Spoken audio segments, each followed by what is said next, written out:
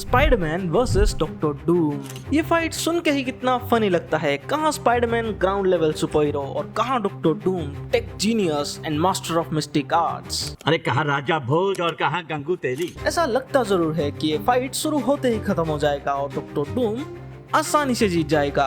But there are some situations, some variants जो Spiderman को god like powerful super hero बनाते हैं and वो फॉर्म्स में स्पाइडरमैन डॉक्टर डूम को इजीली हरा पाएगा जस्ट लाइक अरे एंड खास करके वर्तमान के एमसीयू में Tony Stark and Doctor Doom की शक्ल एक जैसी है और टोनी स्टार्क अपने पीटर का बाप से तो कम नहीं है। और जब इन दोनों का मिलन होगा तब एक एपिक स्मैकडाउन वर्सेस रॉ देखने को मिलेगा।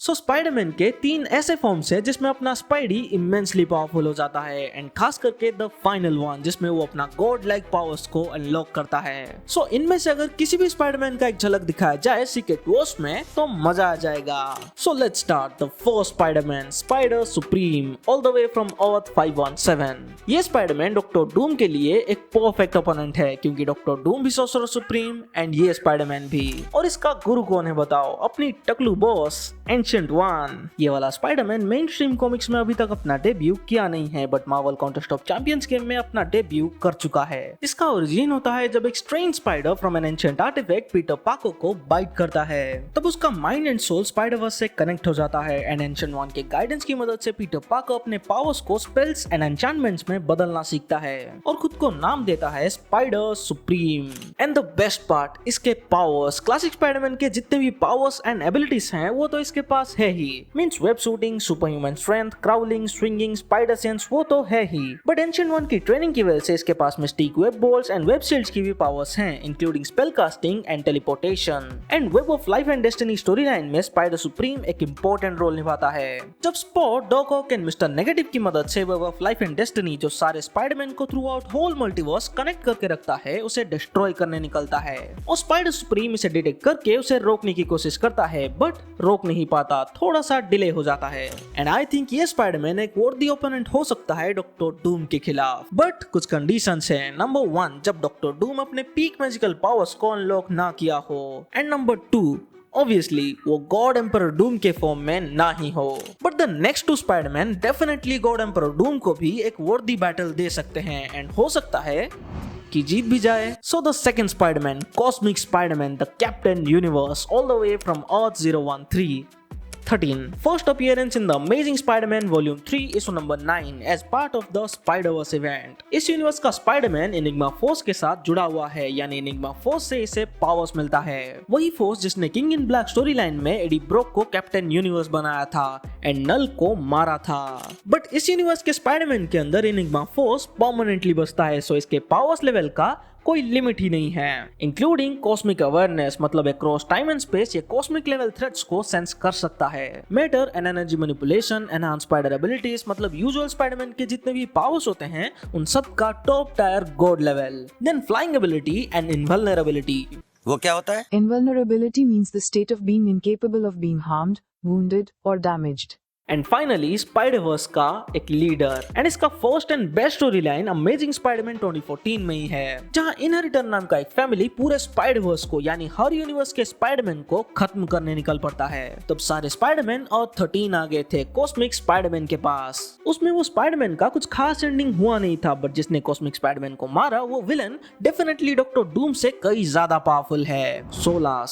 सो यस, ये स्पाइडरमैन डॉक्टर डूम जैसे विलन्स को आसानी से मार सकता है बट सिर्फ एक लिमिटेशन है इसके पावर्स का और वो है कि ये स्पाइडरमैन अपने ही यूनिवर्स में अपने एनिग्मा फोर्स के पावर्स को यूज कर सकता है। एंड अनफॉर्चुनेटली इस यूनिवर्स में डॉक्टर डूम है ही नहीं, मतलब कोई एविडेंस नहीं है डॉक्टर डूम का इस यूनिवर्स में। सो ये मारेगा किसको? और अगर फाइट करना ही है तो इसे मल्टीवर्स ट्रैवल करना पड़ेगा। एंड अनफॉर्चुनेटली कोई और यूनिवर्स में ये एक आम स्पाइडरमैन से ज्यादा और कुछ नहीं है। बट द फाइनल स्पाइडरमैन, ये स्पाइडरमैन डॉक्टर डूम को आसानी से मार सकता है जस्ट बिकॉज इसके यूनिवर्स में डॉक्टर डूम है। And I am talking about Peter Parker from Earth 616। क्या बात कर रहे हैं?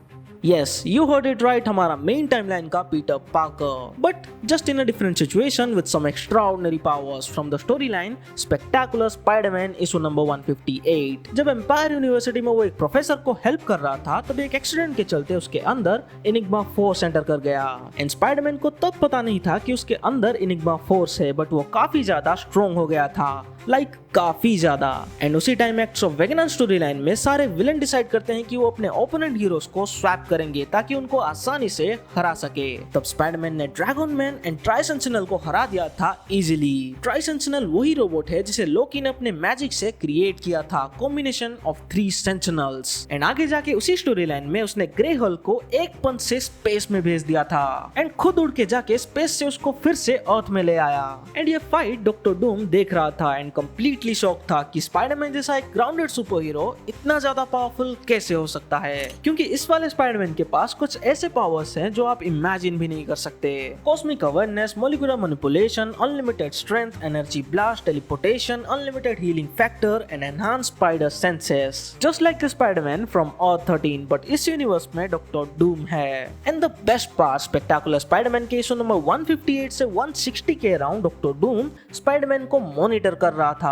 बेसिकली वो शौक था कि स्पाइडरमैन जैसा एक स्ट्रीट लेवल सुपर हीरो कैसे ऐसे कॉस्मिक लेवल पावर्स को अनलॉक कर सकता है। एंड उसे पता था कि कोई यूनिपावर फोर्स स्पाइडरमैन के अंदर टेम्परेरीली आया है। वो इनिग्मा फोर्स को जानता तो नहीं था, बट वो ऑब्वियसली पता कर चुका था कि ट्राई सेंटिनल को जो 1 पंच में डिस्ट्रॉय कर सकता है उसके पावर्स के पीछे कुछ तो राज है। बट वो इस टाइम पीरियड में स्पाइडरमैन के साथ कभी भी डायरेक्टली कन्फ्रंट किया ही नहीं, क्योंकि ऑब्वियसली वो डरा हुआ था एंड अगर करता भी तो भी हारता बहुत बुरी तरीके से। But Act of Vengeance arc में ही ट्राई सेंटिनल को हराने के बाद इनिग्मा फोर्स पीटर के बॉडी को लीव कर देता है। In Spectacular Spiderman issue number 329 and I am pretty sure ये वाला स्पाइडरमैन डॉक्टर डूम को आसानी से हरा सकता है एंड एक स्लाइट चांस है कि वो सीक्रेट वॉर्स में भी देखने को मिल सकता है, क्योंकि इनिग्मा फोर्स तभी एंट्री लेता है जब यूनिवर्स एंड रियलिटी के ऊपर एक बहुत बड़ा थ्रेट हो, और वो रैंडमली चूज नहीं करता अपने होस्ट को, वो उसे ही चूज करता है जो कि डिजर्विंग हो कैप्टन यूनिवर्स बनने के लिए एंड उस लार्जर देन लाइफ थ्रेट को